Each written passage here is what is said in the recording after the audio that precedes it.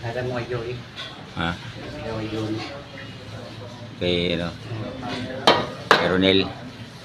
Hindi kay Julie ba? Joey. Julie, ano mo?